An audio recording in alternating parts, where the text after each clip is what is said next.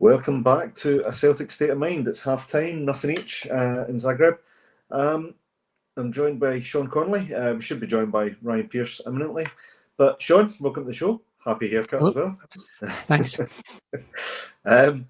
Sean, it's been a controlled first half without really being too creative, has it? I can see the frustration in some of the comments. How would you read that first 45?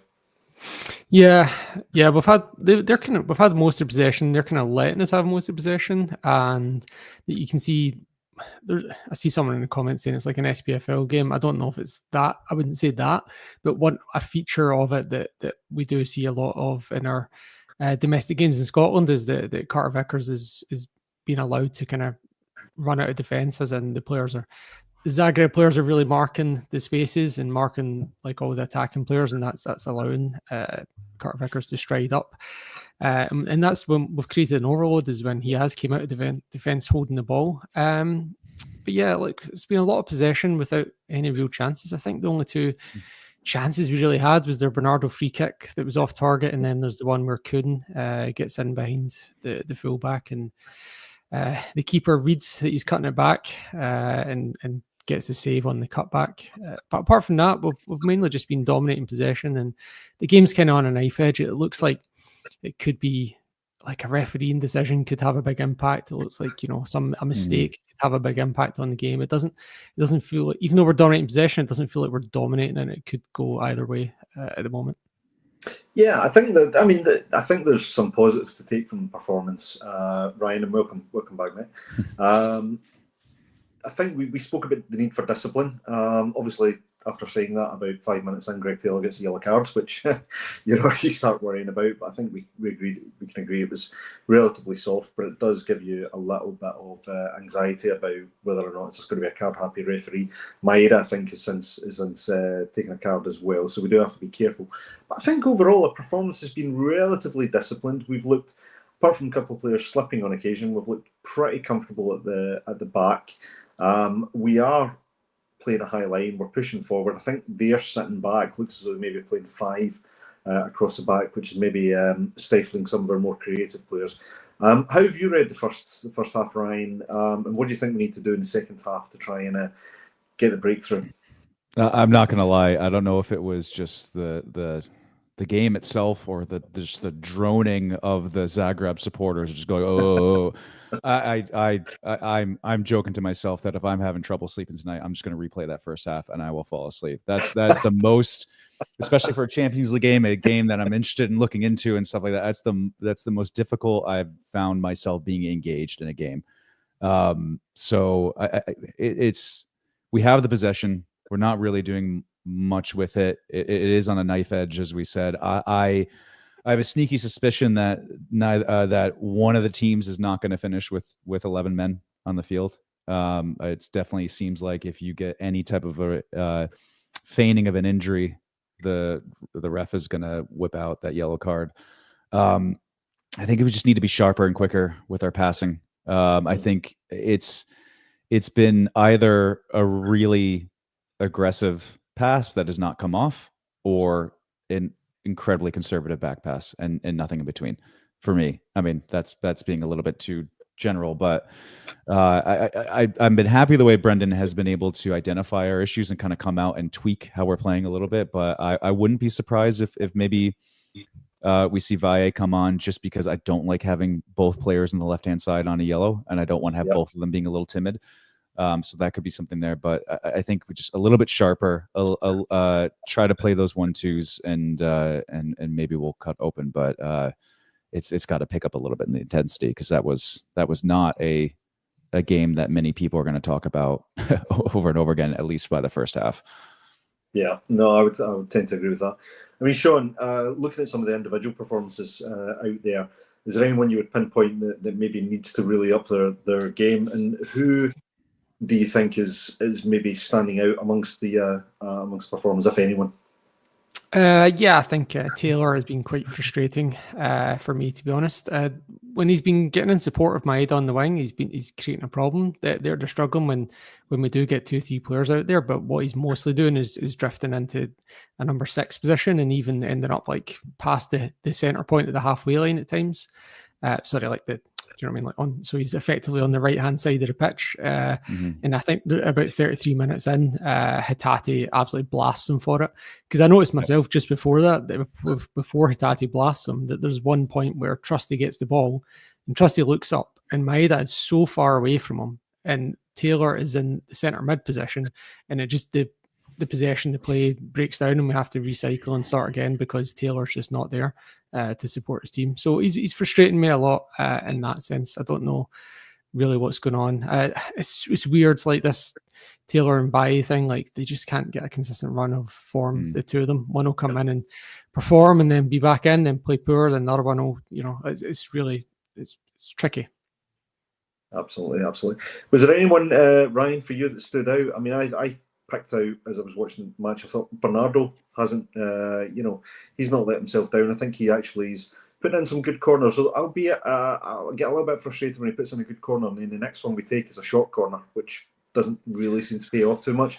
But I think Bernardo, for me, has looked the most in control of our midfield players, certainly putting himself about, trying to help build the play. What about your thoughts? Any players such as Bernardo or anyone else that you would pick out? I actually have been impressed how much more Carter Vickers is bringing it up and kind of causing that overload by coming in there. I've been kind of screaming for him to do that. You can even see that from the Bruges game. I think I'm not sure if his mind was a little off after that own goal, but there was even moments in there where you saw Kalmack being like, get up, and now he's finding that space and going. While it hasn't been a lights out performance, I feel like when Kuhn has gotten the ball and he's 1-on-1, I think he's got the beating of his men. We haven't had as many opportunities to get him there. A few times he's received it, and he's either facing inward or he's too far back to really make an impact. One thing he hasn't done as much, which I feel like would make it easier for him to go to the byline. We've seen him do this throughout the season, where he kind of cuts in and he floats those balls in from deep. And that hasn't been happening much this game. He's either looking for a pass on the ground or he's trying to get to the byline. So I'm just kind of wondering why something like that has been so effective in the past is not something that we're trying as often. So I think just if we can, again, going back to it, I think creating those overloads with Carter Vickers, being a little bit more aggressive, it feels too much to me right now, like two teams that don't want to lose. And I want to see that change. I would agree with that. Sean, I'll come to you in a second to get your thoughts on how we can improve in the second half. But I'll bring in some of the comments first. So Marquis, first up, Celtic giving them too much credit. They're there for the beating. I think reading the first half, I would say, there's definitely opportunity there. We don't look like the away team at the moment. We look like the home team trying to break down our opposition. Being the bastard, we have been pretty good. Only thing missing from that half is a goal. This kind of ties into your point there, Ryan. Kuhn can't cross with his right, Maeda can't cross with his left. If only there was a solution. if only, I think that's a fair point. But we do know Kuhn can cut inside and float those in. It tends to work quite well when it comes off. Eko Tonal comes in. This looks like an SPL game. They're a very poor team. We need to play better and beat them. I wouldn't argue with that. Henke comes in. Best chance we've had to win away. We need to be more focused in the final third. We've dominated the ball, but they've had the best chances. That's actually a fair point. I think when they've came forward on a few occasions, and it took them about 24, 25 minutes to really come forward against us, if memory serves. They've not had any clean-cut chances, but they certainly look a bit more direct than we do when they come forward. Maybe virtue of playing on the break. Strange Love the Doctor coming in far too sensibly, saying we used that first half to learn about the opposition, the ref, the conditions, and establish control of the game. Now we know what we're facing and take the tempo up second half. I want to know if that's actually Brendan Rodgers instead, hiding behind this Strange Love the Doctor username there, because that's very manager-like, that comment. I love it. And Martin Linton is too safe. Someone needs to step up and show a bit of bravery. I would agree with that. And I think Soph sums up the first half probably better than any of us can by saying a meh half, but still in the fight. I would kind of agree with that. So, Sean, a couple of minutes left. Sorry, just before you move on to your next point, I can an observation on you're talking about the float. Ryan's talking about the floated balls, and you mentioned the short corners. I think both of those are explained by Zagreb are physically bigger side than us. I noticed that when we lined up our first corner and when they lined up their first attacking corner, they just look a lot bigger. I wouldn't be too keen on them getting too many attacking set pieces because they look physically dominant.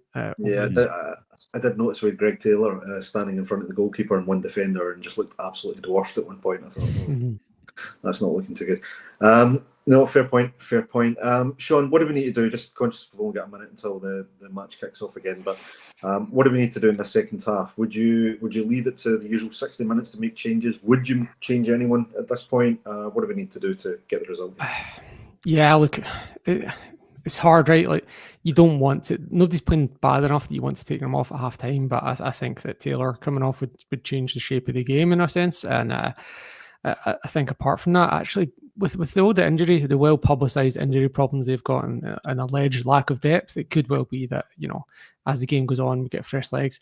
But I really think that that's just not what it's on at the moment. The game's just dominated by the pitch being so kind of icy, like the players are Bambi on ice at times, and the referee and the play acting of Zagreb, it really feels like it's going to just be something silly that's going to turn this game. It doesn't feel like it's going to be a footballing outcome at the moment, but I might be wrong. It might change, but it doesn't look like it's ideal conditions for football based on 1, the pitch, 2, the referee, 3, the way Zagreb are playing this game.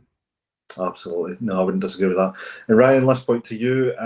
Looking at our various players on the bench, who would you look to if the score's still saying nothing each at 60 minutes? Who would you look to come on and make a difference?